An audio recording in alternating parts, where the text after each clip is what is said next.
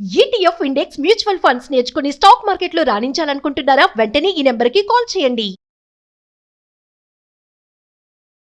అందమైన జీవితానికి స్వాగతం. నమస్తే కళ్యాణ్ గారు. నమస్తే జయ గారు. అయితే భరత్ అనే ఒక అబ్బాయి మనకి మెయిల్ చేశాడండి, కుకట్పల్లి నుంచి. అతనికి పెళ్ళి అయిపోయింది. పెళ్ళికి ముందు జరిగిన ఇష్యూ ఇప్పుడు తన్ని వెంటాడుతోంది. ఏం చేయాలో దిక్కుతోచని స్థితిలో, అర్థం కాని పరిస్థితుల్లో మనకి మెయిల్ చేశాడు. మీరు పర్మిషన్ ఇచ్చేస్తే కనుక నేను కాల్ చేసేస్తాను. ఎస్ నెంబర్ ఇచ్చారు నాకు. లవ్ స్టోరీ ఇంకా అంతే. పెళ్లికి ముందు స్టోరీ అంటే ఇంకా మనం అదే ఆలోచించుకోవాలి. ఈ మధ్య కాలంలో యూత్ ని మనం ఆలోచిస్తే ఎక్కువగా. హలో భరత్ కుమార్ గారు, నేను జయానండి, అందమైన జీవితం ప్రోగ్రామ్ నుంచి కాల్ చేస్తున్నాను. నమస్కారం మేడం. నమస్తే అండి. నమస్తే. మీరు మెయిల్ చేశారు నాకు, నేను అది చూసి సో డాక్టర్ గారితో మాట్లాడిద్దాం మీకు అనేసి కాల్ చేశాను. నాతో పాటు డాక్టర్ కళ్యాణ్ చక్రవర్తి గారు కూడా ఉన్నారు. నమస్కారం సార్. నమస్తే. నమస్తే భరత్. సో మీరు మెయిల్లో పెట్టిన విషయం ఒకసారి డాక్టర్ గారితో మాట్లాడండి. Okay ma'am. నాన్న భరత్ నమస్తే. నమస్కారం సార్. నమస్తే. నమస్తే. ఏంటి ఏం చేస్తూ ఉంటావు నన్ను? సార్ నేను మార్కెటింగ్ ఎగ్జిక్యూటివ్ సార్. ఎంత వయసు ఎంత? నా ఏజ్ 28 ఉంటుంది సార్. ఈ మధ్యనే మ్యారేజ్ అయిందని మేడం చెప్పారు. ఎన్ని రోజులు అయింది మ్యారేజ్ అయ్యి? సార్ మ్యారేజ్ వచ్చేసి నవంబర్ 2021 అయింది సార్. 21. 2000. అయితే నా ప్రాబ్లం ఏంటంటే సార్, ఫిబ్రవరి 14th నుంచి నా వైఫ్ నాతో మాట్లాడలేదు సార్. మీ భార్య మీతో అరేంజ్డ్ మ్యారేజేనా? Yes sir, arrange marriage. And నా వైఫ్ వెల్ ఎడ్యుకేటెడ్ సార్. చెప్పినా ఫిబ్రవరి నుంచి ఏమైంది మీ ఇద్దరి మధ్యన? సార్ యాక్చువల్లీ ఫిబ్రవరి 14th మార్నింగ్ వచ్చేసి నా కొరియర్ నుంచి ఒక ఫోన్ వచ్చింది సార్. కొరియర్ నుంచి ఫోన్ వస్తే నేను ఇంట్లో ఇవ్వండి అని చెప్పేసి ఇంటి అడ్రస్ ఇవ్వండి అని చెప్పేసి పంపించాను సార్. ఓకే. అక్కడ మా వైఫ్ కాల్ చేశాను. మా వైఫ్ రిసీవ్ చేసుకుంది. రిసీవ్ చేసుకున్న తర్వాత నేను యాక్చువల్ ఆఫీస్ నుంచి ఇంటికి వెళ్ళాను. కానీ వెటకారంగా ఏదో చాలే అన్నట్టు వెటకారంగా బిహేవ్ చేసింది నాతోటి. అదేలేండి. ఇలా బెడ్రూమ్ లోకి వెళ్ళిన తర్వాత అడిగింది, ఎవరు అమ్మాయి అని అడిగింది. ఎవరు లేదు అని నేను అన్నా. ఎవరు అమ్మాయి అంటే నాకేం తెలుసు అమ్మాయి ఎవరు అని నేను అన్నా. అన్న తర్వాత నా దగ్గర దాచకండి, మీరు పెళ్లి ముందు ఏమేమి చేస్తారో నాకు ఇప్పుడిప్పుడు అర్థమవుతుంది అని అన్నది.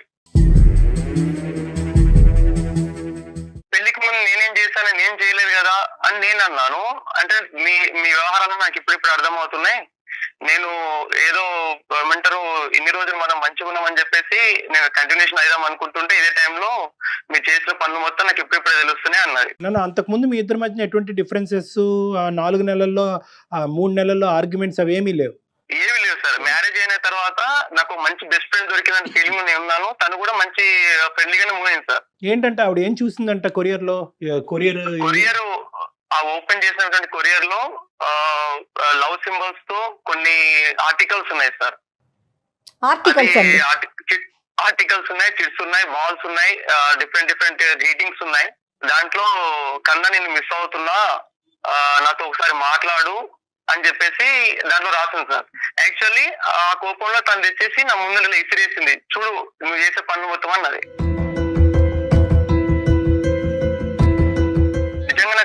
నాకు తెలియదురా, అసలు ఎవరు పంపించాము నాకు తెలియదు అని చెప్పేసి నేను నచ్చేసి ట్రై చేశాను సార్.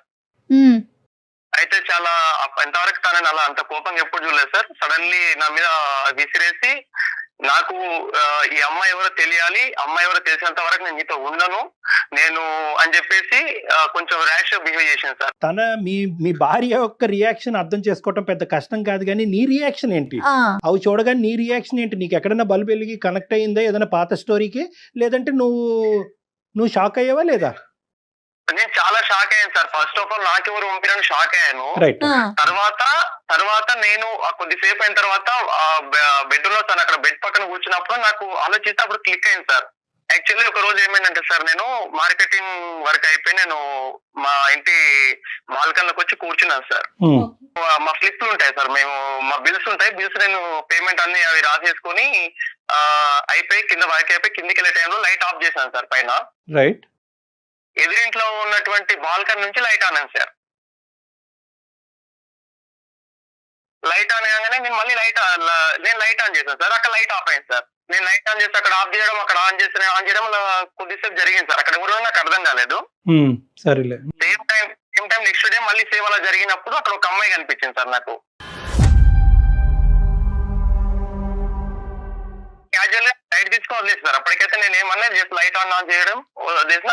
ఒక 2 days తర్వాత సార్ నేను మార్నింగ్ మార్కెటింగ్ కి వెళ్ళేటప్పుడు బైక్ బయటికి తీసేటప్పుడు ఆ ఇంటి ముందు ముగ్గు ఉంటది కదా సార్, ఆ ముగ్గులో ఒక చిట్టి కనిపించింది సార్. అంటే ఒక రాసి ఎవరు పడేసినట్టు చిట్టి కనిపించింది. ఓపెన్ చేశాను సార్. ఓపెన్ చేస్తే నేను నీ కోసం బిర్లా మందిర్ లో సాయంత్రం 6 గంటలకు సాయంత్రం 6 గంటలకు అక్కడ నీ కోసం వెయిట్ చేస్తుంటా, నేను రెడ్ డ్రెస్ లో ఉంటా, వచ్చి కనుక్కో అని ఉంది సార్. చిట్టి నీ గురించే రాసిందని గ్యారంటీ ఏంటి సార్? కింద పరియు భరత్ అని ఉంది సార్. కింద వచ్చేసి చిట్లో లాస్ట్ పరియు భరత్ అని ఉంది sir. Right right. Okay okay. నా భరత్ అనే నా పేరులో లవ్ సింబల్ వేసి కింద లవ్ సింబల్ లో భరత్ అని రాస్తాను సార్. ఓకే. ఆ చిట్ నా కోసమే అని నాకు అప్పుడు కన్ఫర్మ్ అయ్యి నేను బట్ ఎవరో చూద్దామని చెప్పేసి నేను బిర్లా మందిర్ వెళ్ళాను. సాయంత్రం 6 గంటలకు. ఈ లైట్లు ఆన్ అండ్ ఆఫ్ కి చిట్టికి ఎంత టైం గ్యాప్ ఉంది మధ్యలో? 3-4 days గ్యాప్ ఉంది సార్. అంతే. సో కన్సెక్యూటివ్ గానే జరుగుతున్నాయి ఒకదాని వెంట ఒకటి. చెప్పు నాన్న. 3-4 days గ్యాప్ ఉంది సార్. నేను అక్కడికి వెళ్ళాను, బిర్లా మందిర్ వెళ్ళాను సార్ 6 o'clock కి. ఓకే. అక్కడికి వెళ్ళిన తర్వాత అక్కడ రెడ్ డ్రెస్ లో ఏ అమ్మాయి రాలేదు సార్. రెడ్ డ్రెస్ లో ఏ అమ్మాయి రాలేదు సార్. 6 అయింది, 6:30 వరకు వెయిట్ చేసాం. 7 అయింది, 7:30, 8 అయింది, ఎవరు రాలేదని చెప్పేసి మళ్ళీ నేను కొంచెం నిరాశగానే ఇంటికి వచ్చాను. అంటే ఎవరో కలుస్తున్న క్యూరియాసిటీ ఉండేది, వెళ్ళిన సార్. నాకు ఇక్కడ ఎవరు కనిపించేసరికి ఇంటికి వచ్చేసిన. చిన్న డౌట్ ఉండే, అంటే ఎదురింటి అమ్మాయి లైట్ ఆన్ ఆఫ్ చేసింది కదా, అమ్మాయి అనుకుని మళ్ళీ నేను లైట్ ఆన్ ఆఫ్ చేశాను సార్. పైకి వెళ్ళి లైట్ ఆన్ ఆఫ్, అక్కడ నుంచి ఎలాంటి రెస్పాన్స్ రాలేదు సార్ నాకు. ఓకే. అటు నుంచి ఎలాంటి రెస్పాన్స్ రాలేదు. సరే లైట్ తీసుకున్నాను సార్. మళ్ళీ ఎందుకులే అన్నట్టు లైట్ తీసుకున్నాను. మళ్ళీ 2-3 days తర్వాత ఎగ్జాక్ట్లీ 2 days లైట్ లేదు సార్. మళ్ళీ ఏమైంది అంటే మార్నింగ్ సేమ్ అలా నేను బయటికి వెళ్తుంటే ఇంకో చిట్టు ఉంది అక్కడ. దాంట్లో నేను మార్నింగ్ 11 గంటలకి చిలుకూరు బాలాజీ టెంపుల్ కళ్యాణ మండపం దగ్గర వెయిట్ చేస్తుంటా, బ్లాక్ డ్రెస్ లో, వచ్చి కనుక్కో అని ఉంది సార్.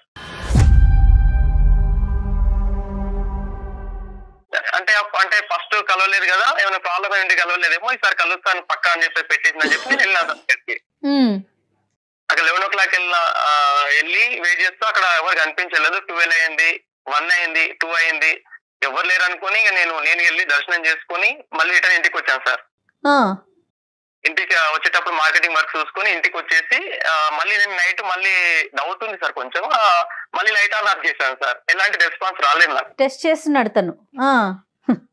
రెస్పాన్స్ రాలేదు. ఓకే. సర్లే అని చెప్పేసి మొత్తానికైతే నేను నా వర్క్ వల్ల బిజీ అయిపోయాను, లైట్ తీసుకున్నాను. ఇప్పుడు నేను ఒక 2 ప్రశ్నలు అడుగుతాను, తర్వాత నువ్వు కంటిన్యూ అవుది. కానీ అసలు నీ ఉద్దేశం ఏంటి? ఎందుకు లైట్ ఆ అమ్మాయి ఆపితే నువ్వు ఆన్ చేయటం ఎందుకు, ఆ అమ్మాయి ఆన్ చేస్తే నువ్వు ఆపటం ఎందుకు? అసలు నెంబర్ 1 ఎందుకు జరిగింది? చిట్టి వస్తే కనుక సరే ఎవరో పిచ్చమ్మ ఏదో పడేసింది అన్నట్టుగా నువ్వు పక్కకి ఎందుకు తోసేయలేదు? ఎందుకు ఆ చిట్టిని ఫాలో అయ్యి 2 సార్లు ఆ సిచ్యువేషన్లోకి వెళ్ళి అక్కడ కేవలం ఇన్క్విజిటివ్నెస్, ఎవరు ఈ అమ్మాయిని కనుక్కోవటమా? నాకంటే నా మైండ్ లో అంటే అలాంటిది ఏం లేదు సార్. కాకపోతే అసలు ఈ అమ్మాయి ఎవరు అంటే ఫస్ట్ నాకు లైట్స్ ఆన్ ఆఫ్ చేసినప్పుడు దీంట్లో ఒక అమ్మాయి అంటే ఐడియా ఉంది, కానీ చిట్ చేసేసరికి చిట్లో ఉన్న అమ్మాయి ఎవరు అనే డౌట్ వచ్చింది సార్. అసలు ఆ అమ్మాయి కాదనే డౌట్, అసలు కన్ఫర్మేషన్ చేసుకుందామనే సార్ అంతే. ఇంకోటి అమ్మాయి అక్కడికి రమ్మంటుంది కానీ దేనికోసం పిలుస్తుంది నాకు తెలియదు కదా సార్. ఎవరు తెలుసుకోవాలని అనిపించింది.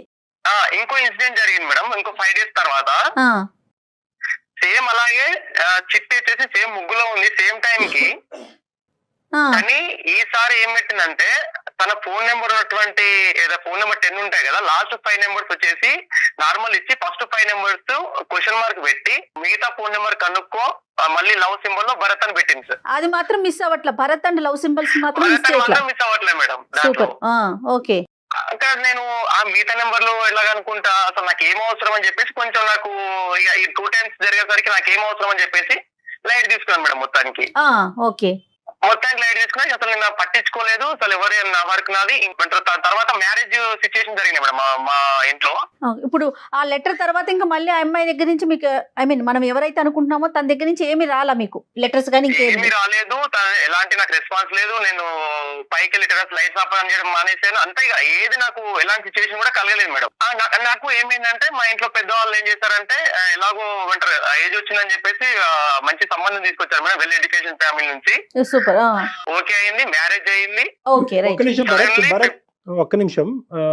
ఇక్కడి వరకు వచ్చే ముందు ఫ్యూ క్వశ్చన్స్. ఈ అమ్మాయిని డైరెక్ట్గా అడిగే ధైర్యం అయితే ఏ కుర్రాడికి ఉండదు. ఎందుకంటే ఆ అమ్మాయి చెప్పించుకుని కొట్టినా కొడుతుంది. నేను పడేసానని నువ్వెలా అనుకుంటావు, నా పరువు ఎలా తీస్తున్నావు అని ఆడపిల్లడు. కానీ ఎంతో కొంత చాలా కాలం బట్టి ఆ ప్రాంతంలో ఉంటున్నారు కాబట్టి ఈ అమ్మాయి ఎవరు, అసలు ఈ అమ్మాయి ఎలాంటిది, లేదంటే ఈ అమ్మాయి ఎప్పుడు వచ్చింది, దేనికి వచ్చింది, ఈ అమ్మాయి వ్యవహారం ఏంటి అనేటటువంటిది ఎప్పుడన్నా తెలుసుకునే ప్రయత్నం చేసావా? నెంబర్ 1. నెంబర్ 2, ఎప్పుడైనా మీ కళ్ళు ఆ అమ్మాయి కళ్ళు కలిసినాయా? ఎప్పుడు కూడా body language is the primary estimate. ఎప్పుడన్నా కళ్ళు కలిసినాయా? ఎందుకంటే ఎదురు బదురు ఉన్నప్పుడు కళ్ళు కలపటం, ఒక చిరునవ్వు చేయటము, లేదంటే ఒక చిన్న సిగ్నేచర్ సైన్ ఇవ్వటం, ఇలాంటి సహజంగా ప్రేమలో చూస్తూనే ఉంటాం. సో ఇలాంటివి ఎప్పుడన్నా నీకు కనిపించినాయా? ఒకప్పుడు ఇవన్నీ కనిపిస్తే కనుక ఎంతో కొంత నీకు ఒక ఐడియా వస్తుంది కాబట్టి డైరెక్ట్గా అమ్మాయిని ఫేస్ టు ఫేస్ వెళ్ళి అడగటంలో తప్పలేదు. నువ్వేమన్నా నాకు ఇండికేటర్స్ పంపిస్తున్నావా, ఎందుకు ఇదేమన్నా నాకు పెళ్లి కాబోతుంది, ఇవి పెళ్ళి అయిన తర్వాత ఇవి కంటిన్యూ అవుతే కనుక చాలా ప్రమాదం అనేటటువంటిది అడిగేటటువంటి ప్రయత్నం మీరు ఎప్పుడు చూసారా, లేదంటే ఏదో ఆట పట్టించే ప్రయత్నంలాగా అక్కడే దొరుకున్నారు? ఈ 3 ప్రశ్నలకి సమాధానం చెప్పండి. మా కాలనీలో ఫ్రెండ్స్ ఉంటారు కదా సార్, వాళ్ళు ఎవరు అమ్మాయి అన్నట్టు జస్ట్ ఒక 2 days తర్వాత అడిగాను. ఏమన్నారు? వాళ్ళు ఏమన్నారంటే వాళ్ళు ఇక్కడ అమ్మాయి కాదు, ఇక్కడ నుంచి వచ్చింది, వాళ్ళ ఇక్కడ నుంచి వచ్చింది, మనకు కూడా అంత ఐడియా లేదురా అని చెప్పారు సార్. సరే, ఓకే. సో ఓకే, నీకేమన్నా ఇండికేషన్స్ కనిపించినాయా ఈ అమ్మాయి వ్యవహారం, బిహేవియర్లో ఎక్కడైనా? నేను ఎప్పుడు గమనించలేదు సార్, నాకు ఎక్కడ తనతో ఎప్పుడు ఇంటరాక్ట్ కాలేదు. ఫస్ట్ ఆఫ్ ఆల్ డైరెక్ట్ గా అసలు ఎక్కడ మీరు ఒకరికొకరు ఎదురు పడటం గానీ అట్లా ఏం జరగల? ఎక్కడ జరగలేదు మేడం. అసలు అమ్మాయి ఫేస్ అది మీకు తెలుసా? పర్సనాలిటీ ఎలా ఉంది ఏంటి అనేది మీరు అసలు అబ్జర్వ్ చేయగలంటే బయట కనిపిస్తే గుర్తుపట్టే అంతగా ఉందా? గుర్తుపట్టేంతగా ఉంది మేడం. రైట్. సో ఇదేదో క్యాజువల్ ఇన్సిడెంట్ గా భావించి మీరు మ్యారేజ్ లో ఫ్రీ మైండ్ తో, ఎక్కడ కూడా ఇది హ్యాంగ్ ఓవర్ లేదు కదా బ్యాక్గ్రౌండ్ లో, ఈ అమ్మాయి ఎవరు, ఈ అమ్మాయి ఏం తెలుసుకోలేకపోయాను, ఈ అమ్మాయిని ఎవరో గుర్తుపట్టలేకపోయాను అనేటటువంటిది లేదు. అది పూర్తిగా తీసేసి హ్యాపీగా ఓపెన్ మైండ్ తో పెళ్లి చేసుకున్నారు. చేసుకున్నాను సార్. మేము కూడా చాలా హ్యాపీగా ఉన్నాం. మా మధ్యలో కూడా ఎలాంటి గొడవలు రాలేదు. మా ఫ్యామిలీ కూడా చాలా క్లోజ్ అయ్యారు. అయితే ఈ February 14th తర్వాత తను నాకు ఒక వార్నింగ్ ఇచ్చింది సార్. మా ఆవిడ ఏమని చెప్పిందంటే, ఆ అమ్మాయి ఎవరో నాకు తెలిసింది అంతవరకు నా దగ్గర రావద్దు అని చెప్పింది. ఇంకోటి, ఈ విషయం బయట తెలిస్తే బాగుండదు, ఎందుకంటే మీ అమ్మ నాన్నకు మా అమ్మ నాన్న తెలిసిన చాలా పెద్ద ఇష్యూ అవుతుంది, తర్వాత నీ ఇష్టం, నా లైఫ్ స్పాయిల్ అవుతుంది, నీ లైఫ్ స్పాయిల్ అవుతుంది, ఇద్దరం చాలా దీన్ని ఇలానే పెట్టుకుందాం, కానీ నువ్వు మాత్రం అమ్మాయి ఎవరు చెప్పాలి నాకు అని చెప్పేసి ఖచ్చితంగా కూర్చుంది సార్. ఇప్పుడు మీరు మ్యారేజ్ అయినా కూడా అక్కడే ఉంటున్నారు, మీరున్న ఇంట్లో ఇంతకు ముందు ఎక్కడ ఉన్నారో అక్కడే ఉన్నారు? అక్కడే ఉన్నాం మేడం, అక్కడే ఉన్నాం, ఫ్యామిలీతో ఉన్నాం మేడం మేము. కానీ బయట మా అమ్మకు మా నాన్నకు అందరికీ అయితే వడ్డిస్తుంది, నాకు వడ్డిస్తుంది, అందరితో పడుతుంది. కానీ బెడ్రూమ్ లోకి వెళ్తే ఇంతవరకు ఎలాంటి ప్రాబ్లం, అంటే మాకు ఎలాంటి కెమిస్ట్రీ కూడా లేదు మేడం మధ్యలో. కనీసం నా ఫేస్ వైపు కళ్ళలో కళ్ళు పెట్టుకుని చూడదు. రైట్. ఇప్పుడు మీకు అమ్మాయి మీదకి అనుమానం వచ్చింది అంతేనా? అనుమానం వచ్చి అమ్మాయిని ఫాలో అయ్యాను మేడం. నేను క్యాజువల్ గా ఫాలో అయ్యాను. అలా ఒక బస్ స్టాప్ లో వాళ్ళ ఫ్రెండ్స్ తో అమ్మాయి కలిసి మాట్లాడుతుంటే నేను నెక్స్ట్ డే వెళ్ళి వాళ్ళ ఫ్రెండ్స్ దగ్గరికి వెళ్ళి, అంటే ఫ్రెండ్స్ లో ఒక అమ్మాయి దగ్గరికి వెళ్ళి మాట్లాడాను. నేను 4-5 times అమ్మాయి చుట్టూ తిరిగితే, అమ్మాయి పేరు ఎందుకు నీకు అని అంటే, నేను తెలుసుకుందాం అనుకుంటున్నా అని చెప్పేసి బాగా రిక్వెస్ట్ చేస్తే పేరు చెప్పింది. అమ్మాయి పేరు ప్రీతి అంట మేడం. ప్రీతి. తర్వాత ఫోన్ నెంబర్ ఇవ్వరా ప్లీజ్ అన్నాను, ఇవ్వలేదు మేడం.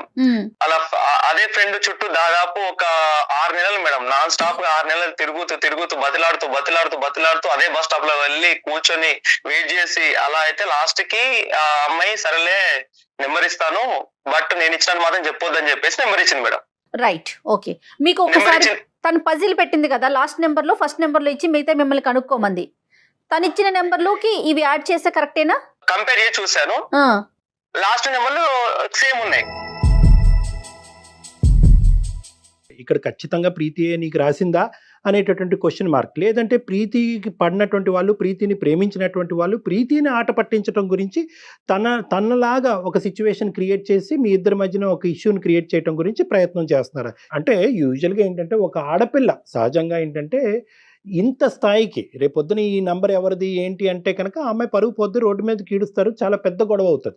నిజంగా ఈ అమ్మాయి నిన్ను లైక్ చేసిందా, లేదంటే ఊరికి ఆట పట్టించాలని అనుకుందా, లేదంటే అసలు ఈ అమ్మాయికి ఏమీ సంబంధం లేదా, కేవలం ఈ అమ్మాయి నెంబర్ ఎవడో రాసి ఈ విధంగా ఒక ఇష్యూని క్రియేట్ చేస్తున్నారా, నీకు పడినటువంటి వాళ్ళు కానీ లేదంటే ఆ అమ్మాయికి పడినటువంటి వాళ్ళు.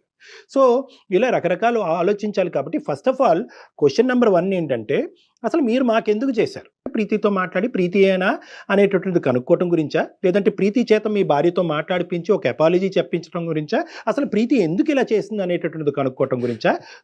నాలుగో అంశం ఏంటంటే అన్నిటికంటే ముఖ్యం, ఫస్ట్ ఆఫ్ ఆల్ ఈ ఓపెనింగ్ స్టేట్మెంట్ తర్వాతనే మనం ఇంకో ముందు అడగాలి అసలు ఇందులో ప్రీతి పాత్ర ఉందా లేదా అని తెలుసుకోవాలి. ఎందుకంటే ఇక్కడ ఒక జీవితాన్ని నిలబెట్టి ఒక కుటుంబాన్ని ఒక కాపురాన్ని నిలబెట్టిపోయి ఇంకో జీవితాన్ని పాడు చేయకూడదు. డైరెక్ట్గా మీ ఇద్దరి మధ్యన ఏమైనా జరిగింది అంటే కనుక మీరు ఇందాక అన్నట్టుగా లైట్ ఆన్ అండ్ ఆఫ్ తప్ప ఇంకేది డైరెక్ట్గా జరగలేదు. మిగతాది ఏంటంటే లెటరల్ రూపానే జరిగింది. ఎందుకంటే వెళ్ళిన ప్రతిసారి బహుశా ప్రీతి మీకు అక్కడ కనిపించుంటే కనుక ఈ ఇష్యూ డిఫరెంట్గా ఉండేది, మనం కన్ఫర్మ్ చేసుకోవచ్చు. ఏమంటే ఆ అమ్మాయి ఈ అమ్మాయి ఒకటేనండి అని చెప్పి మీరు కావాలంటే మేము మాట్లాడమంటే మాట్లాడతాం. కానీ ఫస్ట్ ఆఫ్ ఆల్ ఏంటంటే ఆ అమ్మాయి మాట్లాడటానికి ఎటువంటి అభ్యంతరం ఉండకూడదు మాతో. నెంబర్ 1. అసలు మీరేం ఎక్స్పెక్ట్ చేస్తున్నారు భరత్? ఇప్పుడు డాక్టర్ గారు మీకు ఒక 4 పాయింట్స్ చెప్పారు. మనం ప్రీతినా కాదా కన్ఫర్మ్ చేసుకుందామా, లేకపోతే అమ్మాయితో మీ వైఫ్ కి ఏమైనా సారీ చెప్పిద్దామా? అసలు మీరేం ఎక్స్పెక్ట్ చేస్తున్నారు? మా ఆవిడ నన్ను కలపాలి సార్, నాకు అది కావాలి. అంటే ఇది అంటే ఇది ఒక ఇప్పుడు ఈ ఫోన్ బేసిస్ అవకాశం తీసుకుని చడబడ తిట్టేస్తావు ప్రీతిని? లేదు సార్, నేను తిట్టాను సార్. నేను తిట్టానంటే నేను డైరెక్ట్ తిట్టేవాడిని కదా సార్. భరత్ మరి ప్రీతి నెంబర్ చెప్తారా నాకు? అంటే ఏం చేస్తారు మేడం? కాల్ కనెక్ట్ చేస్తారా? కాన్ఫరెన్స్ పెడదాము. ఒకసారి మనం ప్రీతితో మాట్లాడాక అప్పుడు మళ్ళీ భరత్ ని రీకాల్ చేద్దాం. Okay madam. నెంబర్ తీసుకుంటా నేను. ఎందుకంటే ఇది మనకు తెలియకుండా డెలికేట్ అండి సిచ్యువేషన్. అవును. ఈ అబ్బాయి అన్ని నిజాలు చెప్తున్నాడని మనకి సారీ నేను ఇలా మాట్లాడుతున్నాను కానీ. భరత్ చెప్పండి మేడం. 88 976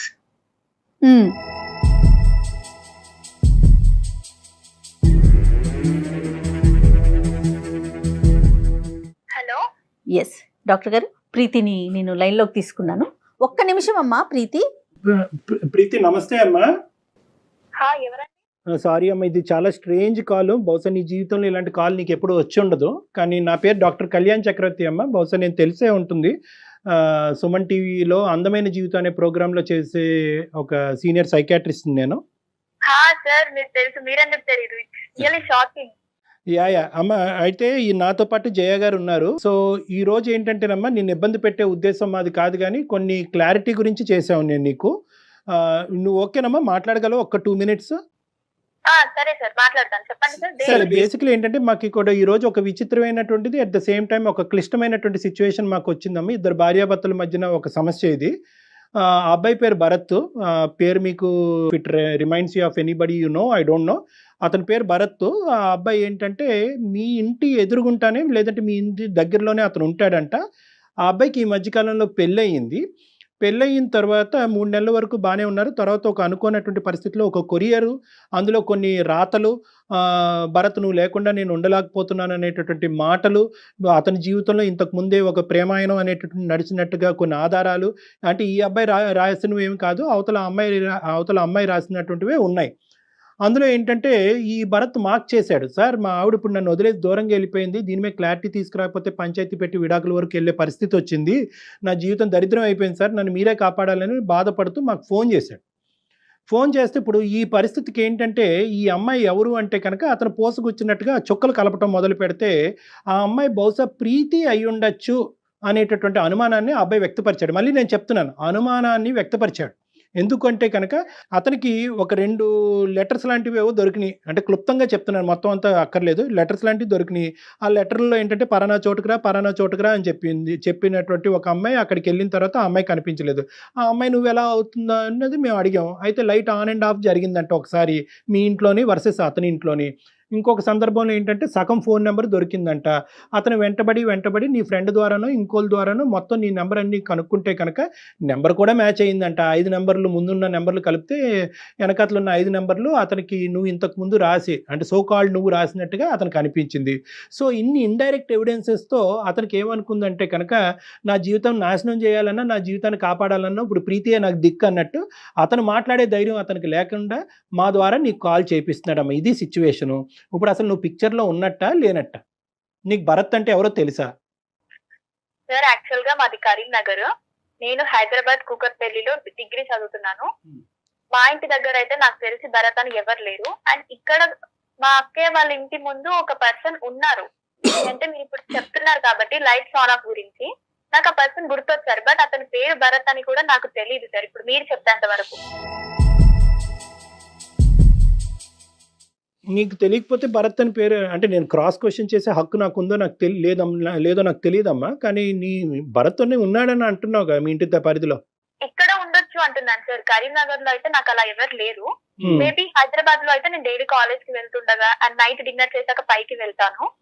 సో ఒక అతను మాత్రం ఉన్నారు, కానీ అతని పేరు భరత్ అని మాత్రం నాకు తెలియదు. లైట్ ఆన్ అండ్ ఆఫ్ సంఘటన ఒక సంవత్సరం క్రితం అలాగే నీకేమన్నా గుర్తుందమ్మా? ఓకే సార్, నాకు గుర్తుంది, కానీ దానికి దీనికి ఏంటి సంబంధం నాకు అర్థం కావాలి. అంటే అమ్మ I'm not trying to put you in to A corner. నిన్నేదో ఒక ట్రాప్ చేద్దామనో లేదంటే నిన్ను ఇబ్బంది పెడదామనే ఉద్దేశం నాది కాదు. కానీ ఎందుకంటే ఈరోజు ఇది ఒక జీవితానికి సంబంధించినటువంటి అంశం అమ్మా. ప్లీజ్ ఇదేంటంటే నేను చెప్పేది ఏంటంటే నిజంగా ఇందులో నువ్వు యువర్ టోటలీ ఇన్నోసెంట్ అంటే కనుక నో ఇష్యూస్. నువ్వు అది ఇన్నోసెంట్ అని చెప్తాం మనకి.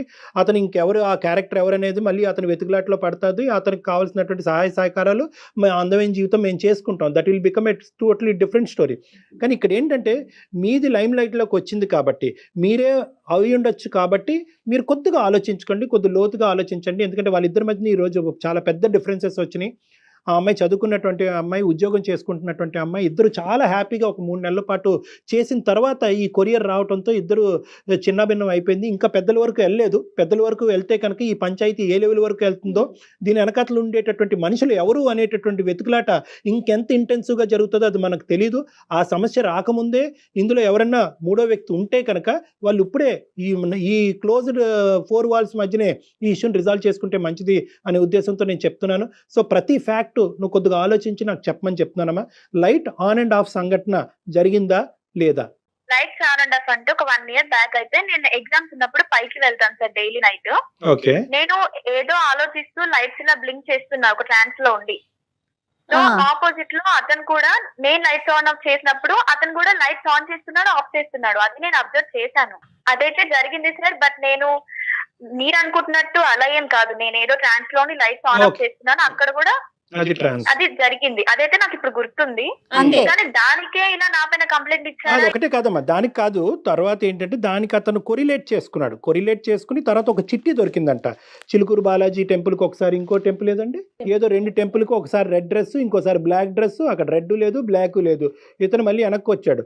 ఇతను ఎందుకు ఆ లెటర్ పట్టుకుని అలా తిరిగాడు అనేటటువంటి ప్రశ్న ఈ రోజు మనం అడగలేం. ఎందుకంటే అతనికి అక్కడ చెడు ఉద్దేశం ఏమీ లేదు. ఒక ఇన్క్విజిటివ్నెస్తో అక్కడికి వెళ్ళాడంట పాపం 2 సార్లు. మరి దాని గురించి నీ కామెంట్ ఏంటమ్మా? అలాంటి ఒపీనియన్ లేనప్పుడు ఎవరైనా అలా చేస్తే అతను వెళ్ళడం ఎందుకు సార్? అది నాకు అనవసరం. బట్ అతను ఎందుకు అంత ఇన్వాల్వ్ అవ్వాలి అని. కరెక్టే కదా, మంచి మాట అడిగావు. అతను ఎందుకు వెళ్ళాడు అన్నది మనం అతని నోటి ద్వారానే తెలుసుకుందాం. నీకు చెప్పలేదు అది సారీ. అతను కూడా ఇప్పుడు కాన్ఫరెన్స్ కాల్లో బ్యాక్గ్రౌండ్లో ఉన్నాడమ్మా. అతనితో డైరెక్ట్గా అతను నీతో మాట్లాడాలని అనుకుంటున్నాడు. నువ్వు కూడా అతనితో మాట్లాడి ఈ ఇష్యూ రిజాల్వ్ చేసుకోవాలనే ఉద్దేశం నీకుందా?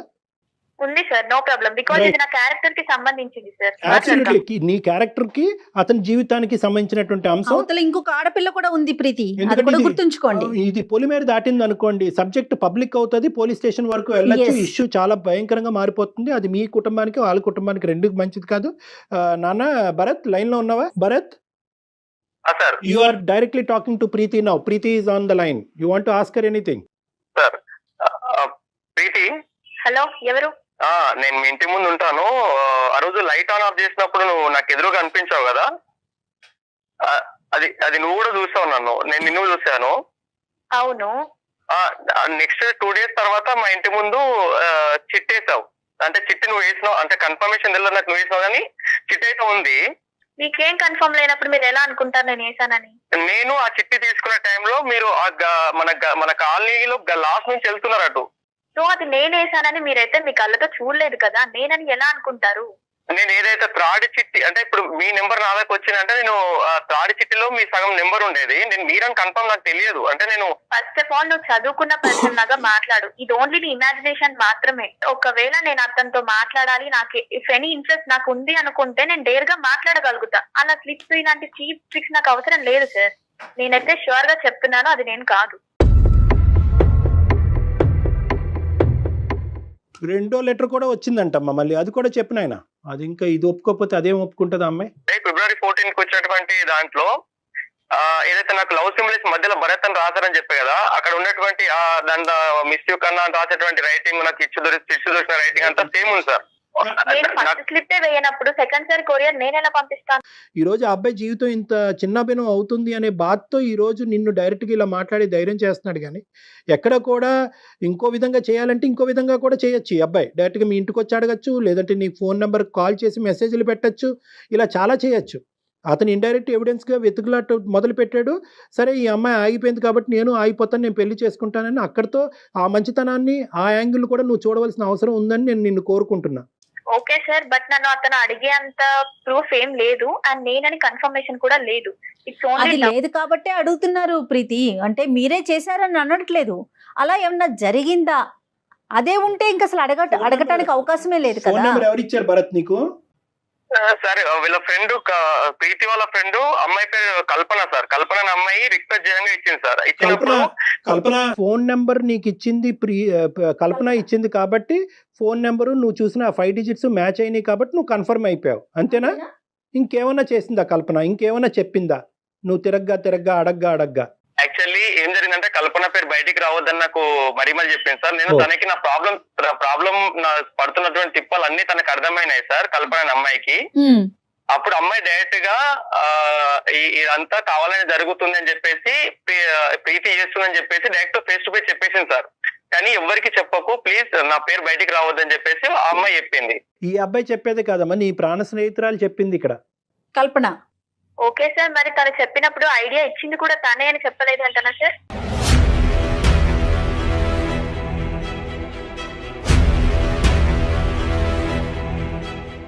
అంటే తను ఐడియా ఇస్తే మీరు ఫాలో అయిపోతారా ప్రీతి? మేడం ఇది ఇంత పెద్ద ఇష్యూ అవుతుంది అని మేము ఎక్స్పెక్ట్ చేయలేదు. ఇది మా కాలేజ్ లో ఇది కామన్ మేడం.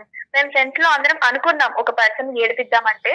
మా ఇంటి ముందు ఎదురుగా ఒక పర్సన్ ఉన్నాడు, నాకు కొంచెం ఇన్నోసెంట్ గా అనిపించాడు అండ్ మొన్న నేను లైట్స్ ఇలా బ్లింక్ చేస్తుంటే కనెక్ట్ అయ్యాడు అని మా ఫ్రెండ్స్ తో డిస్కస్ చేశాను. ఓ ఒక పర్సన్ దొరికినట్టే కదా, కొంచెం ఏడిపిద్దాం, అతను ఎలా రియాక్ట్ అవుతాడు, మీకు రెస్పాన్స్ అయితే ఓకే, అతను డీసెంట్ అయితే రెస్పాన్స్ అవ్వడు అని మేము అనుకున్నాం. ఓకే సరేనమ్మా, పెళ్లి కాక ముందు వరకు ఓకే. అతనికి పెళ్లి అయిందన్న విషయం నీకు తెలిసిందా? తెలుసు మేడం. నాకు మరి తెలిసాక కూడా నువ్వు ఎలా పంపించావు? ఇంకొకటి సరే, మీరు ఆట పట్టించారు చదువుకునే వరకు, ఆ అబ్బాయికి పెళ్లి అయి వెళ్ళిపోయాడు కదా. అవును, అప్పుడు మళ్ళీ ఎందుకు పంపించావు? చాలా ఇంట్రెస్ట్ చూపించాడు మేడం. అతని ఇంట్రెస్ట్ చూడడం వల్ల నాకు చాలా క్రేజీగా అనిపించింది. నెక్స్ట్ ఇంకా ట్రై చేయాలి. పెళ్లి అయినా కూడా నీకు క్రేజ్ అనిపించిందా తల్లి? లేదు మేడం, అప్పుడు ఎలా రియాక్ట్ అయ్యాడు, ఇప్పుడు అలా రియాక్ట్ అవుతాడా లేదా నాకు తెలుసుకోవాలనిపించింది. ఇంత సడన్ గా పెళ్లి చేసుకున్నాడేంటి? నా కోసం ఎక్కడికంటే అక్కడికి నా ఫ్రెండ్స్ చెప్పారు, నేను ఎక్కడికంటే అతను రియాక్ట్ అయితే ఓకేనా? నీకు పెళ్లి చేసుకుంటావా నువ్వు అతన్ని? లేదు మేడం, పెళ్లి చేసుకునే ఒపీనియన్ ఉంటే నేను డైరెక్ట్ గా మాట్లాడతాను. జస్ట్ ఏడిపించడం వరకే. నేను స్టార్టింగ్ లో మాట్లాడినటువంటి ప్రీతి, ఇప్పుడు మాట్లాడినటువంటి ప్రీతి ఒకటేనా అని చెప్పి నాకు అసలు బ్రెయిన్ గిర్రని తిరుగుతుందమ్మా. అంటే పిచ్చికి పరాకాష్ట అని అనొచ్చు, కానీ ఇది శాడిజం కూడా పరాకాష్ట అని చెప్పొచ్చు మనం. హైదరాబాద్ అమ్మాయిలో ఇదంతా కామన్ సార్. కామన్ నీ తలకాయ. హైదరాబాద్ ఏంటి, విజయవాడ ఏంటి తల్లి అమ్మాయిలకి? ఇది కామన్. ఏంటి కామన్ అమ్మా? జీవితాలతో ఆడుకోవటం కామనా?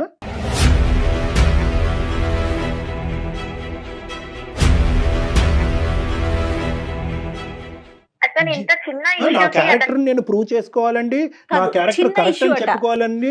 అంటే నువ్వు ఇంకా ఇప్పటికీ కూడా ఎక్కడా కూడా పశ్చాత్తాపం పొంది ఇప్పుడు నీ కల్పన అనేటటువంటి అమ్మాయి పేరు తీసుకొచ్చాక నువ్వు ఒప్పుకున్నావు కాబట్టి, ఒక డైరెక్ట్ ఎవిడెన్స్ దొరికింది కాబట్టి. ఎందుకంటే ఈ రోజు మేము కల్పనను కూడా పిలిచి కాన్ఫరెన్స్లో కలిపి కల్పన ఇగో ఇది చెప్తున్నామా అంటే కనుక నువ్వు ఎక్కడికి పోవటానికి ఉండదు కాబట్టి నువ్వు ఒప్పుకున్నావు. లేదంటే ఇక్కడ ఈ రోజు భరత్, రేపు వచ్చి ఇంకో ఎక్స్, ఇంకో వై, ఇంకా ఎంతో మంది జీవితాలతో ఆడుకుంటారు మీరు ఇలాగా. ఏంటమ్మా ఇది? ఆడుకోవడం అనేది ఇది అంత పెద్ద ఇష్యూస్ ఏం కాదు sir. It is an issue. అబ్బాయి జీవితం నాశనం అవుతుందమ్మా. మీ అందరికి ఇది ఆట అయి ఉండొచ్చు, పాట అయి ఉండొచ్చు, ఏదో ఎంటర్టైన్మెంట్ అనుకుంటున్నామేమో. ఇది ఎంటర్టైన్మెంట్ కాదు, ఇది శాడిజం. ఇది శాడిజం.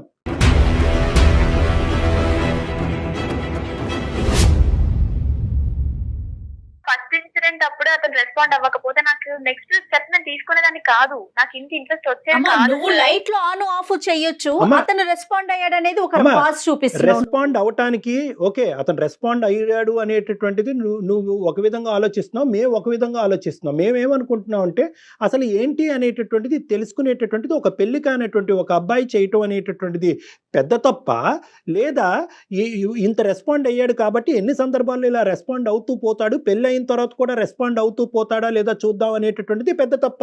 ఆ అబ్బాయి వెంట పరిగెడుతున్నాడు అని అనుకుంటున్నావు, కానీ ఎక్కడా కూడా ఆ అబ్బాయికి ఒక ఇంటిగ్రిటీ ఉంది కాబట్టి ఎక్కడా కూడా దీన్ని ఇంకో లెవెల్కి తీసుకెళ్లి పిచ్చి పిచ్చి మెసేజ్లు పంపించి మీ ఇంట్లోకి వచ్చి కూర్చుని మీ అమ్మాయి ఇలా నాకు మెసేజ్ పంపించింది కాబట్టి నేను కూడా ఆ అమ్మాయిని ఐ లవ్ యూ కాబట్టి మేము పెళ్లి చేసుకుంటాం అంటే కనుక నీ పరిస్థితి ఏంటి? చదువుకోవటానికి వచ్చిన అమ్మాయి నీ జీవితం ఏమై ఉండేది? అమ్మాయి కూడా ఇన్నోసెంట్ ఏం కాదు సార్ అతను. అమ్మ, ఇది ఒక జీవితానికి సంబంధించింది. ఇప్పటికైనా కూడా నా ఉద్దేశం ఏంటంటే కనుక నువ్వు ఒప్పుకోవనుకున్నావు, థ్యాంక్ యూ, ఒప్పుకున్నావు. కానీ ఒప్పుకున్న తర్వాత ఇక్కడ ఉండేటటువంటి యూటర్న్ ఏంటంటే నువ్వు మళ్ళీ నీ పాత పద్ధతినే సమర్థించుకుంటున్నావు. అది డిజాస్టర్ ఇక్కడ. నేనేమనుకున్నానంటే ఒప్పుకున్న తర్వాత ఈ అమ్మాయిని ఒక మెట్టు ఎక్కించి వాళ్ళ భార్యతో మాట్లాడిపిస్తే కనుక కథ కంచికి చేరుతుంది, వీళ్ళ జీవితం సుఖమయం అవుతుందని నేను అనుకున్నాను. నువ్వు నీ స్టాండ్ సమర్థించుకుంటే నాకు అవన్నీ అవసరం లేదు సార్. ఫస్ట్ ఇప్పుడు అతను లైన్ లో ఉన్నాడా? హలో, ఉన్నాడు భరత్. సార్ సార్ వింటున్నావమ్మా భరత్? ఆ అమ్మాయి నీకేదో చెప్పాలంట. సారీ చెప్తానేమో చూడు. ఏమనుకుంటున్నావు? నువ్వు కొంచెం చదువుకున్నావు కదా, నీకు ఆ మాత్రం కామన్ సెన్స్ లేదా? అర్థం కాదా ఒక అమ్మాయి ఇలా చేస్తుందని? రామా, కామన్ సెన్స్ ఉంది కాబట్టి కదా నీకు ప్రాబ్లం రాకుండా ఉండనీకనే కదా నేను అందమైన అమాయకుడివి ఇలా చేస్తావని నేను అసలు ఎక్స్పెక్ట్ చేయలేదు, అనుకోలేదు. నీకు మీ వైఫ్ కి ఆ మాత్రం అండర్స్టాండింగ్ లేదా? మార్చుకోలేవా? వీళ్ళకి కంప్లైంట్ ఇస్తే వాళ్ళు ఏం చేస్తారు? వాళ్ళు ఏం చేస్తారు అంటే నాకు ప్రాబ్లం సొల్యూషన్ కావాలి అని చెప్పేసి నేను అందమైన జీతానికి మెయిల్ పంపాను. ఫస్ట్ ఆఫ్ ఆల్ అమ్మ, భరత్ తో మాట్లాడే ముందు నీ ఉద్దేశం ఏంటో మాకు చెప్పు. సార్, ఈ రోజుల్లో ఇది కామన్. నన్ను ఇప్పుడు ఇంతమంది క్వశ్చన్ చేసి అడిగేంత తప్పేం అమ్మ, నేను లేదనుకుంటున్నాను. ఇంత మాట్లాడిన తర్వాత నా స్థాయి సీనియర్ సైకాట్రిస్ట్ ఇంత స్థాయి మాట్లాడిన తర్వాత కూడా నేను నీలాంటి వాళ్ళని 1,00,000 మందిని చూస్తాను. నేను ఇప్పటికీ కామన్ అని నువ్వు అంటావమ్మా? ఇది కామనా? ఇప్పటికి నేను ఇలాంటివి చాలా చేశాను సార్, కానీ ఇంత అమాయకుడిని Great ఇలాంటి అమ్మా. వాళ్ళని వెరీ ఎప్పుడు గుడ్ అమ్మా, చూడలేదు. Very good. ఒకసారి మీ ఇంట్లో వాళ్ళకి కూడా చెప్పి చూడు తల్లి, నేను ఇలాంటి పనులు చేస్తున్నాను, నేను హైదరాబాద్ కి వెళ్ళి నేను వెలగబెట్టే కార్యాలు ఇవే అని చెప్పి సరే, చూడు. నీతో వర్కౌట్ అవుతుంది. బ్రహ్మదేవుడు కూడా నిన్ను మార్చలేడు, కానీ నీ తలరాత ఎలా ఉంటుంది అన్నది నీకు కాబోయేటటువంటి నీ భర్త డిసైడ్ చేస్తాడు. కానీ ఫస్ట్ అతనికి ఏదో చెప్పాలనుకుంటున్నావు కదా, చెప్పు. ఏంటి చెప్తావు? అపాలజీ చెప్పమ్మా దయచేసి, పుణ్యం ఉంటుంది. నేను చెప్పేది ఏం లేదు సార్. నీతో నాకు వచ్చేది లేదు. నువ్వు నా ఫ్రెండ్ కాదు, రిలేటివ్ కాదు, కొలీగ్ కాదు. నీతో నాకు అనవసరం. ఇప్పటికీ అయినా ఇష్యూ చాలు. అసలు నువ్వు ఇలాంటి వాడిగా నేను ఎక్స్పెక్ట్ చేయలేదు, ఇంత శుద్ధపప్పు గాడిగా నేను అనుకోలేదు. శుద్ధ పప్పు వదిలేమ్మా, ఇంకా మాటలు ఎక్కువైపోతున్నాయి. ప్లీజ్ గుడ్ బై అమ్మా, బాయ్ అమ్మా, thank you for your time. Good bye sir. Kalyan గారు, ఎలా ఉన్నారండి పిల్లలు? ఇలా అయితే లేరండి, ఇంత మరీ దారుణంగా లేరు. మనం చెప్పాల్సింది ఏదో ఈ అబ్బాయి భరత్కి జీవితానికి. చెప్పండి ఏం చేయాలనేసి. మేడం మీరు ఇలా మాట్లాడతారు కాబట్టి అమ్మాయి ఇలా మాట్లాడుతోంది. ఇప్పుడు మొత్తం స్టోరీలో నీకు అర్థమైంది ఏంటంటే అటువైపు లైట్ ఆన్ చేసి ఆపినా కూడా నువ్వు లైట్ ఆన్ చేసి ఆపకూడదు. ఇలాంటివి నేను చెప్పాను. ఇప్పుడు ఏంటంటే నువ్వు మార్కెటింగ్ పని చేసుకుంటే మార్కెటింగ్ పని చేసుకో, ఇలాంటి మార్కెటింగ్లు చేయకూడదు. ఇలాంటి పిల్లలు ఉంటారు జీవితంలో, ఇలాంటి వాళ్ళు నేను ఉచ్చులోకి లాగుతారు, జీవితాలు నాశనం అవుతాయని చెప్పి నీలాంటి అబ్బాయిలైనా అమ్మాయిలైనా ఇప్పటికైనా అర్థం చేసుకోండి. ఇది జీవితం సినిమా కాదు. లెటర్లు ఓపెన్ చేయటాలు, సగం నెంబర్ పజిల్లా దొరికితే ఇంకో నెంబర్ గురించి తిరగటం, ఇవన్నీ అనవసరం. ఏదన్నా ఉంటే కనుక ప్రేమించుకుంటే స్ట్రైట్ ఫార్వర్డ్ గా ప్రేమించుకోండి. I love you, I love you, I propose you, పెద్దలు ఒప్పుకుంటే పెళ్లి చేసుకోండి, అంతే. ఎందుకే జీవితాలు నాశనం చేసుకుంటారు? ఇప్పుడు అమ్మాయి సింపుల్ గా అంటుంది కదా, నువ్వు ఇండికేటర్ చేసావు కాబట్టి నేను కంటిన్యూ అయ్యాను. సరే, ఇప్పుడు ఆ అమ్మాయి గుడ్ బై చెప్పింది. ఆ అమ్మాయి రియలైజ్ అవటం నీ భార్యకి వచ్చి సంజాయిషి చెప్పుకునేటటువంటి పొజిషన్లో ఇప్పుడు కాదు కదా, ఇంకో జన్మలో కూడా అమ్మాయి వచ్చేటట్టు నాకైతే అనిపించట్లేదు. ఇప్పుడు నువ్వు ఉండేటటువంటిది ఒకే ఒక సొల్యూషన్. ఇదంతా మేము రికార్డ్ చేసాము. ఈ ఎపిసోడ్ మీ వైఫ్ కి చూపించండి భరత్, మీరు చేయగలిగిన పని అది ఒక్కటే. ఆవిడకి చూపెట్టి, ఇదిగో తల్లి, ఒక మంచి వేదిక మీద నేను వాళ్ళ సలహా సూచన తీసుకోవటం వల్ల ఈ అమ్మాయి నన్ను ఆట పట్టించడం గురించి నా జీవితంతో ఇలా ఆడుకుంటుంది, ఇదిగో ఆధారం అని చెప్పండి.